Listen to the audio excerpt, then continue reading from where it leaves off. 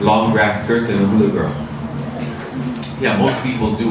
What a lot of guests do not know is that no time in the history of our people did we ever dance like that. That is not hula, it is not Hawaiian, and has never been. You should have learned today that a classic shaky dance comes from Tahiti. That's right, it's called the tamure, and it is native to Tahiti. The mix-up came when Hollywood started to come to Hawaii and make movies. And there's a lot of Hawaiian movies that put Tahitian dancing. That's what a lot of people think of that as being Hawaiian hula, when in reality it is not. So again, drums, long skirts, facets comes from Tahiti and is not Hawaiian. Hula, like the many dances in Polynesia, is a dance that combines the hand gestures with the feet to tell stories. But what makes Hawaiian hula a little different is that a lot of our motions are easy to read. Now, although we say wash the hands because the hands tell the story, so sometimes the motion can have more than one meaning. For example, if I do this and I tell you it's daytime, what do you think this is? The sun. And if I say night, the moon. So motion can have more than one meaning. So really the story is told by the words, and the hands just depict what the words are saying. And the words, of course, comes through our voice.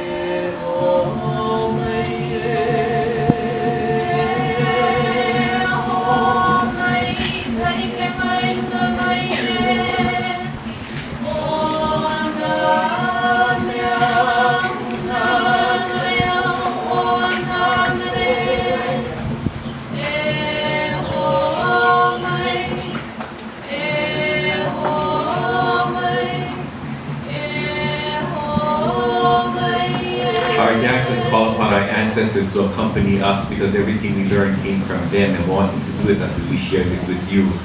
Now friends, no matter where you live in the world, music speaks about one of three things. It either talks about people, about places, about events that happen. A really important event that occurred over 1,500 years ago was the migration of our volcano goddess Pele. She comes with her siblings, her brother and her sister, and this chant and dance we do for you goes back to the time of their arrival. Now traditionally, Polynesian people did not have any written language. We were all oral people, so everything was handed down by word of mouth and to memory. So music and dance becomes important to us because in them we keep our genealogy and our history. So friends, as we do this dance for you, you take your picture of hula and compare it to this, because to Hawaiian people, this is hula in its truest form.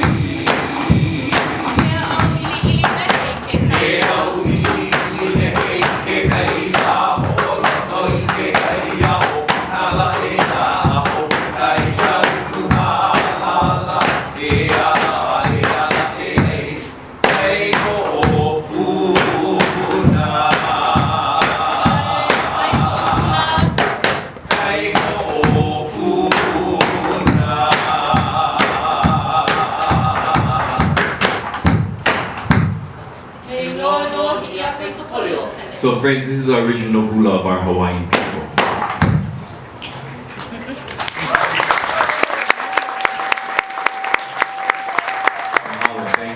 We'd like to do one more for you. This one talks about our last king.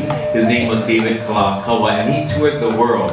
When he came back from his tour, he told the Hawaiian people that one of the things he did enjoy was visiting the palaces and castles of the European monarchs.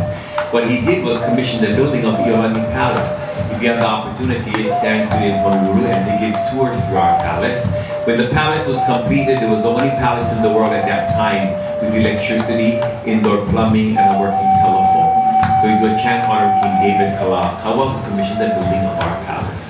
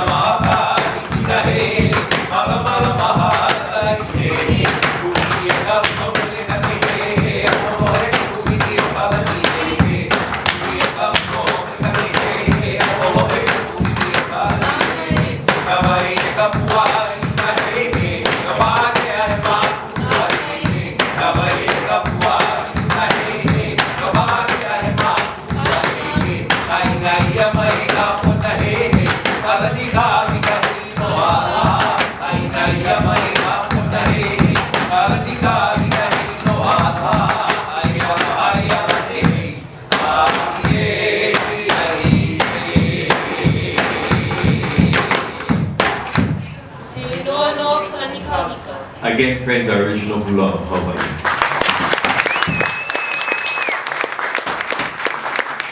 With the migration of foreigners to Hawaii, some of them had influence on Hawaiian music.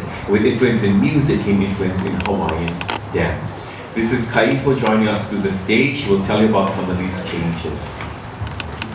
Hello. Aloha, everyone. Aloha. Beautiful. The year was 1830 when Mexican and Spanish vaquero, what is that? Cowboys, they came from California. They were the ones who teach us Hawaiians how to be paniolo. What is that? Very good, cowboys, that's exactly correct. Paniolo, Hawaiian cowboy. Yeehaw! They brought with them from California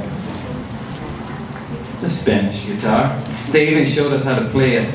And then they left and forgot to tell us how to tune it. We tried to retune the guitar. We played around with the tuning keys, these silver things. We started loosening, or we started to slack the tuning keys until all the strings made a nice sound. That's pretty nice. Has anyone heard of Hawaiian slack key guitar?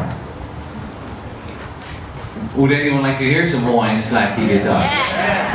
I know, so would I. It is beautiful. If you ever have the opportunity, it's so soothing and relaxing. It's really, really nice.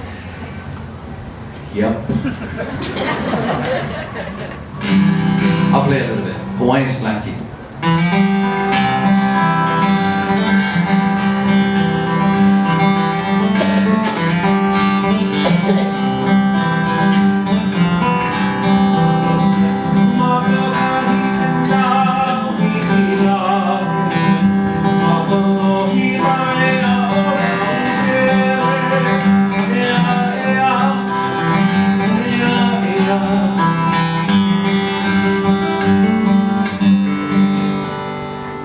Hawaiian slack key guitar. Yeehaw! Can I get a yeehaw? Yeehaw! Oh, can I get one of these too? Yeehaw! Yeehaw! Oh, and how about one of these? Yeehaw! Alright. The other string instrument to make its way to Hawaii came all the way from Portugal. It's a tiny Portuguese string instrument. We borrowed it from the Portuguese. We know when they came. 2 ships docked at Honolulu Harbor in the year 1879, and they came to help with sugar plantations. And so we watched how they played, how the fingers jumped up and down on the strings, jumped from string to string, and for we Hawaiians, it kind of reminded us of fleas, and how fleas jump up and down. Now, did you know in Hawaiian we call a flea uku? To jump in Hawaiian we say lele. Did you get it? I need you all to say ukulele. Very good. So in Hawaiian, ukulele. In English, jumping flea. In tourist, ukulele.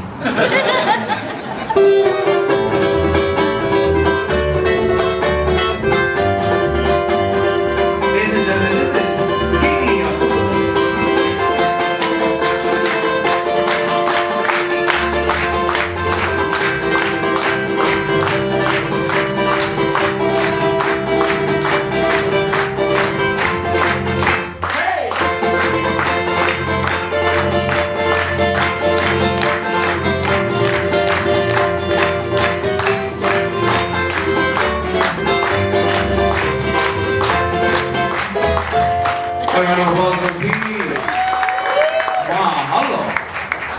With the arrival of these new instruments came a new music, and it influenced a new hula, a more modern hula. And now we can smile when we dance. And women have added their grace and charm and beauty to the hula, making it one of the most graceful dances of Polynesia.